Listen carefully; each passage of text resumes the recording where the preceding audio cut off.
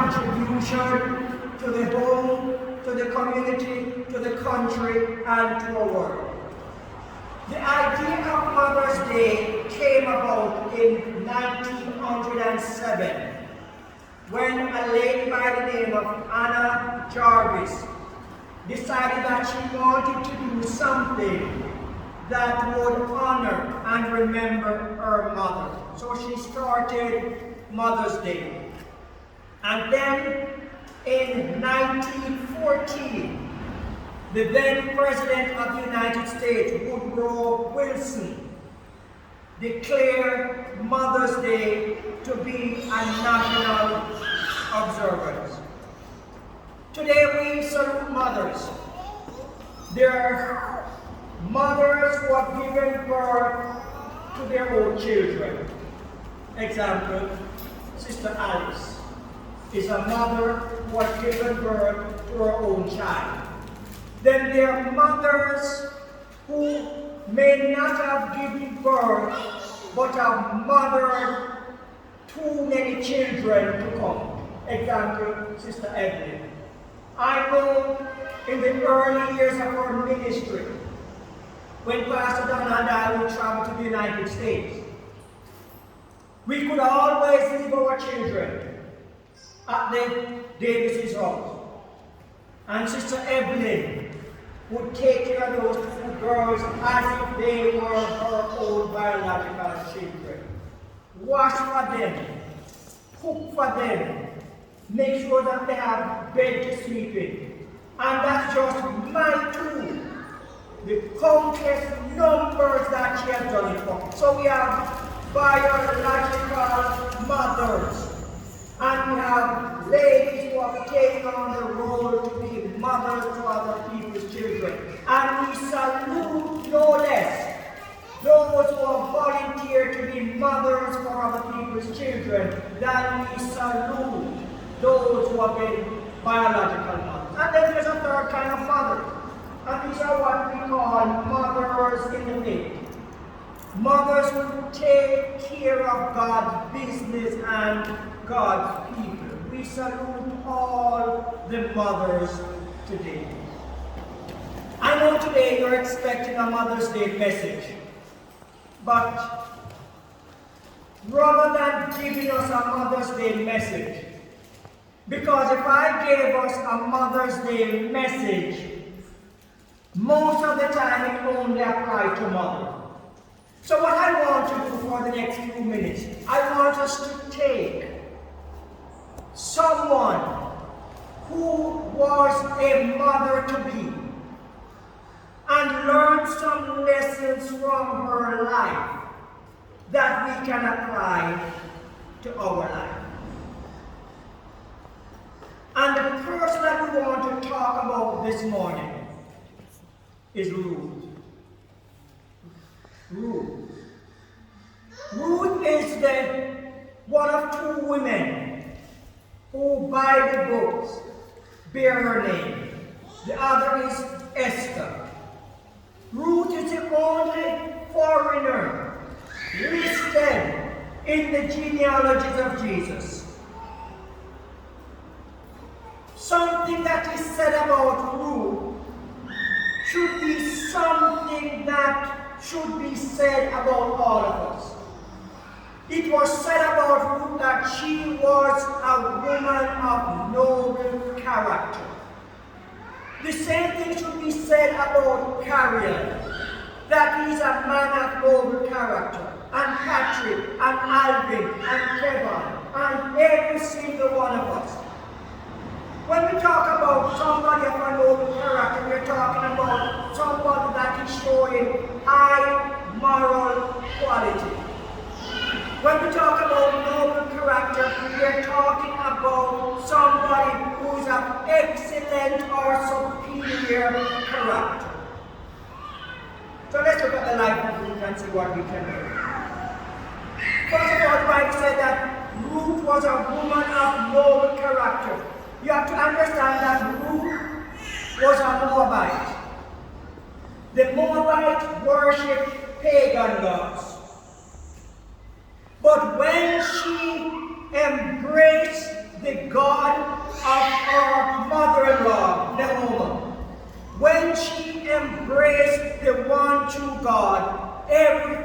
about her change. Can I say this to us this morning? Not just to mothers, but to all of us. Here is a lesson that we need to learn.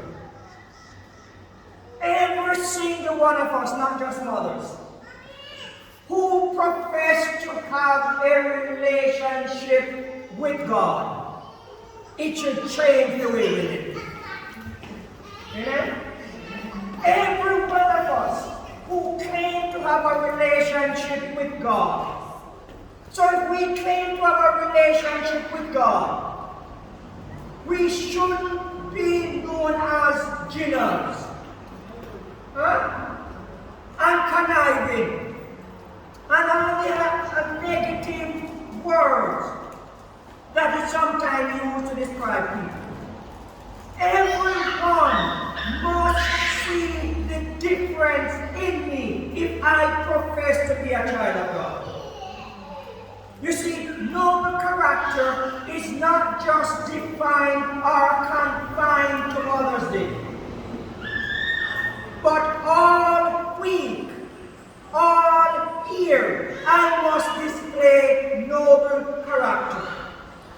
Noble character should follow me to work. Noble character should follow me to the school of play, to the field of play. You know something that bothers me? Here's something that bothers me. You're watching a game, whether it be cricket or maybe the American football.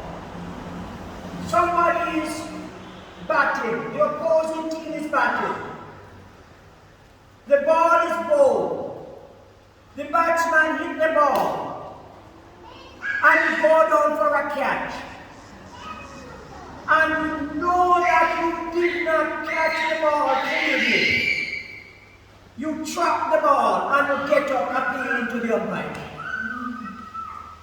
And when the umpire give you out, or give your opponent out, you celebrate the victory. That is not noble character. Here's one now. And this is the one that I'm going to get all the 8 mails for. But I just direct all my 8 mails to Sister London to be in them. I'm a lawyer. Somebody comes to me and confess that they committed the crime. I collect the person's money, the $1 million or the $1 million plus to represent them for a gun crime. The person comes and says, "Boss, now we have the money now. And we should have the man. Collect the money, go to court, and put up a strong defense, and find some technicalities to get the person off. And after I got the person off, I'm in the parking lot, and a reporter put a microphone in my face, and I said, "Justice has been served." That is a person who lacks noble character. Noble character must follow me to church. Noble character must follow me to work. Noble character must follow me to the school, the field of play. All of us must display noble character anywhere we go.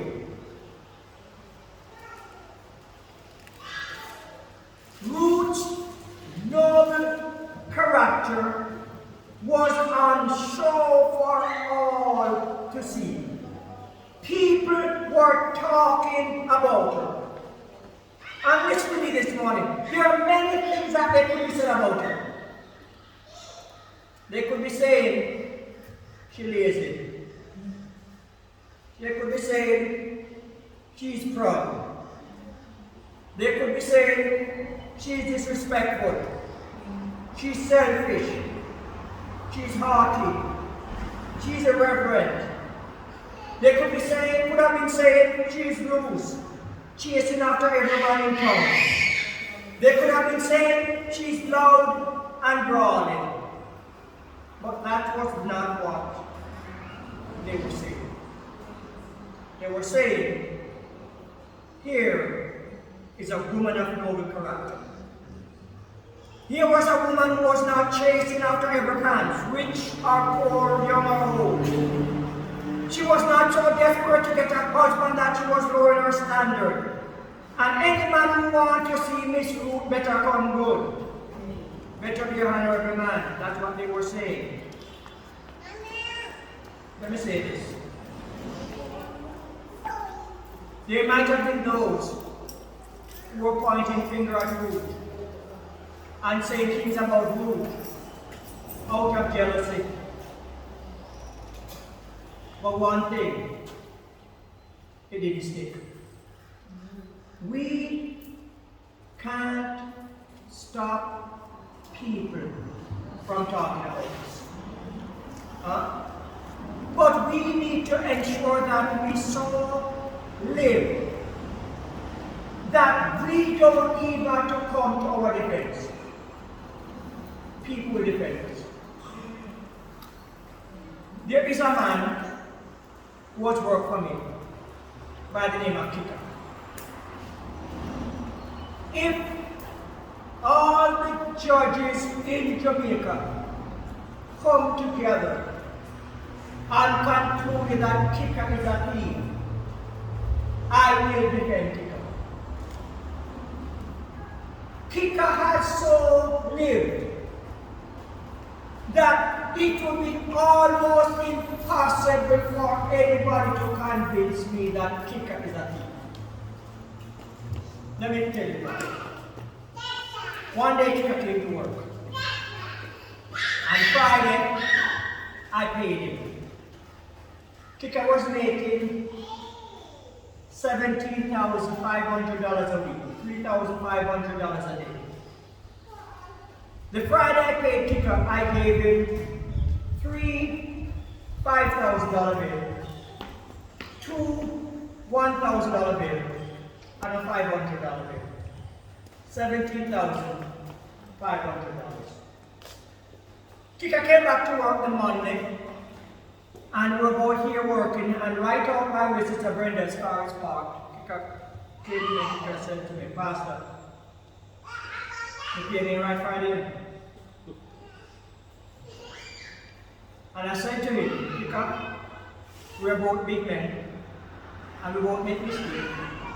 So if your pay wasn't right on Friday, it's for me to correct it. Kika said to me, Pastor, on the way home, stop to my shop, and we go in and we buy some groceries. And we take out one of the $5,000 bill, and we give it to the lady in the shop. And we buy something, she give it up to change. And we count it. So we know say you give it back the right change. And when we go home, we go through the money that we bill for. And we find say we have three $5,000 bills. And we are supposed to have three $5,000 bills out because we spend one on the shop. See your $5,000. I said to him, I said, that's not true, that's not my $5,000. He said, yes sir, I'll pay you $5,000. He said, I'm going to bring you $5,000. That the $5,000 I'll pay you for your honesty. Keep it for your honesty. I didn't go to him and go tell him that I miss some money that I overpaid. He was the one who came to me and said, here is the money back. You overpaid. We should so live that if somebody would call us a thief, I would say, not Kika. And the person of noble character doesn't have to defend themselves. Our reputation speaks for us. So let me give you a few thoughts before we close. Number one. The life that we're living, somebody is watching us. Did you hear that? somebody is watching us. Ruth leave her country in Moab, came to Bethlehem, and Boaz said to her, "You don't know this, but everybody in town is talking about you." I'm going to, I like to tell stories. I'm going to give you a true story. Several years ago, when the children were young, probably in their early teens, we decided to go on vacation to Florida. We have never been to Fort Lauderdale before, so we decided that we're going to go to Fort Lauderdale on vacation. So the four of us, Pastor Donna, myself, and the two young ladies went to Fort Lauderdale. Got out the plane, and we decided to rent a car. We wanted to go someplace where nobody knew us. We just decided that was what we wanted. I got off the plane, went to the rent-a-car company in Fort Lauderdale, never been there in my life, and I walk up to the counter, and this young lady says, "Pastor Graham!" I said, "Where are you coming from?" She says, "You come to my church, Portmore Church of Christ." And the two girls, they decided that we don't want any part of this. So we will just go wait over here until you get done. Because too many people know it. So we rented the car, and we got in the car, and we started driving. No deadlines. So I said to them, I said, "All right, you pick the hotel." And we drove up the road, and we drove for a while, and they said, "All right, let's stay at this hotel." That hotel, we stayed there. We put off the highway, and we went to the hotel. Walk in the lobby, and as soon as I walk in the lobby, "Pastor, Pastor!" Another young lady, "Where you coming from?" Motel Home Bible Church. Just when we think that people don't know us and people are watching us, Ruth probably thought that nobody was watching her. Second thing I want to say this morning is this. How I live is having an influence on people for good or for bad. How I live is having an influence on people for good or for bad. Let me ask you, let's be honest with you now. You don't like me. You don't know me. You have never seen me. What if you went someplace and you walk into a business place tomorrow morning? You are just visiting this church. You walk into a business place tomorrow morning and somebody said to you, "Did you go to church yesterday?" "Yes." "Where did you go to church?" "Abundant Life Church." "That the church then?" "You know that church?" "Yes, that's where I went." "Why?" "That the pastor man left." You know the rest of the story.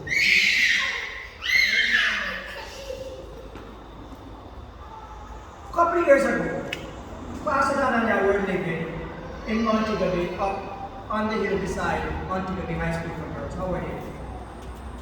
We're having a problem with our school. And so we asked around, and somebody said there's a certain man in Montego that fixed school.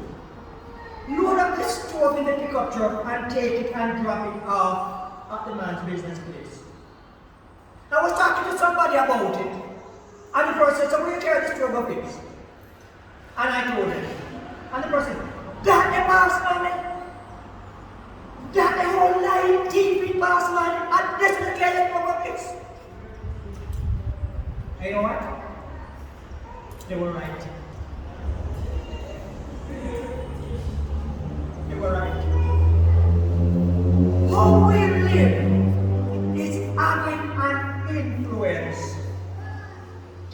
and people. The next thing I want to tell you from Ruth's life and I'm almost done. Listen, a noble character is on the inside, not on the outside.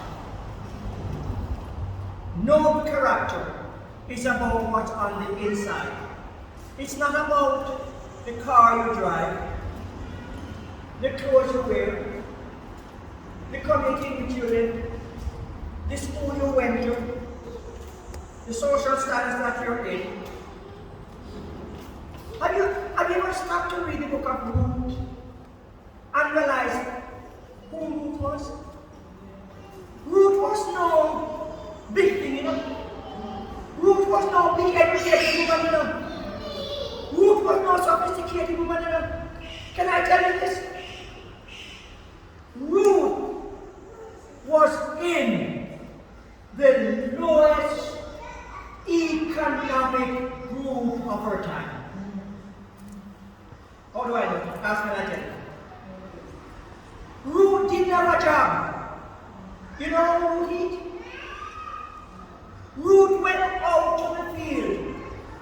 And when they harvest the field, the things that drop off the cart, and that will pick up. And yet everybody in town was talking about this. So what does that say? If you work at bank, you can have noble character. If you work at school, you can have noble character. If you work in the Prime Minister's office, you can have noble character. If you burn coal, you can have noble character. If you sell in a church guard market, you can have noble character. Noble character is not confined to the clothes you wear, where you live, where you drive, or whatever. Noble character is from the inside. And finally this morning, when we live lives of noble character, we will be rewarded. Take the time to read the book. Because when you read Ruth's story, a woman of noble character, one day Ruth was in the field picking up droplet. Huh? The next time we saw Ruth, you know what happened the next time we saw her? She won the field where she was picking up things. Because the same man whose field in which she was picking up dropped off a cart, she was now Mrs. Boaz. No character. Really reward. But I said that was the last one. This is the last one. This is the last one. And here it is. When we live lives of noble character, we never know who else's lives we're going to take. Ruth and her mother-in-law Naomi came to town, and when they got to town, the women of the town went up to greet Naomi. And when they greeted her, Naomi was this sad, downcast, dejected, beaten up woman. Don't call me Naomi, call me Mara, which means bitter. And because of Ruth's noble character, and Ruth got the privilege of marrying Boaz, and now become Mrs. Boaz. You have to say, all in the field that she was picking up scraps from yesterday. The Bible said she had a child. And the woman was now nursing the child. One happy, joyful. You never know whose lives you are impacted by the way. It might be your own children, that how you live is going to influence them. It might be your cousin, your auntie, your uncle, Do you know that there are certain people in town that if I pick up the phone and call them and say, this person needs a job, and they have a position, you get it? You never know how you live, whose lives you're going to influence. A woman of noble character. Ruth was a woman of noble character. But this is not just limited to women. It applies to all of us. Boys, girls, men, women, children.